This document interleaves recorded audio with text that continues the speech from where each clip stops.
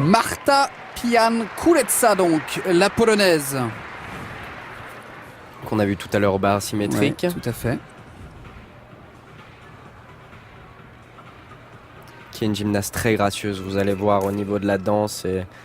Ah, ils se sont trompés de musique. Du coup, ils changent au niveau du bip. Le CD, ils se sont trompés de CD.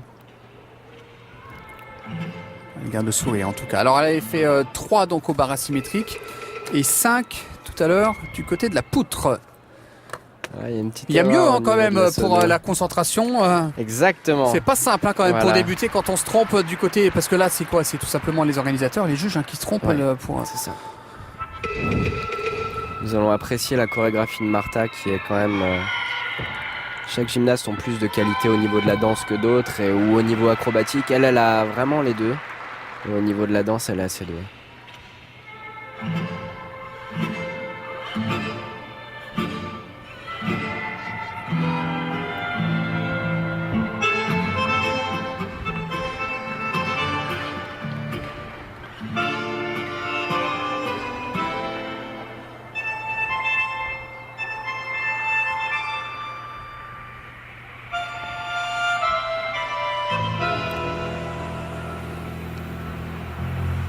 Alors, tous les gymnastes sont presque obligés de passer sur toutes les diagonales et puis de répartir leurs mouvements sur toute la surface du praticable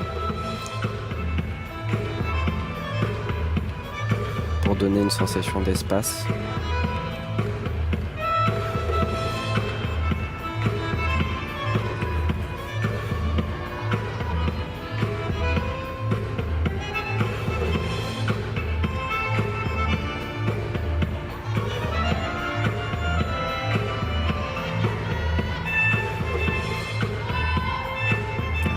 Problème sur la réception.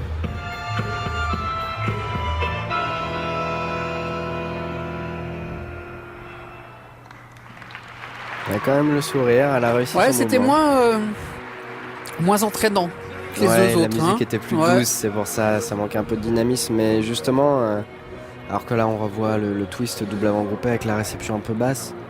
Mais justement, elle a une certaine grâce quand même, je trouve, dans sa chorégraphie. Et une certaine fluidité au niveau de ses bras et de ses mouvements, et on voit qu'elle a ce côté un peu inné de la danse et elle l'a plus mis en avant sur son mouvement par rapport aux autres. Mais c'est vrai que la musique laissait un peu de plat dans le mouvement finalement. On va voir ce qu'en ont pensé les juges. Mais regardez, les juges ont été séduits par la prestation de Marta Pijan-Kuletza puisqu'ils la placent en tête sur cette épreuve au sol.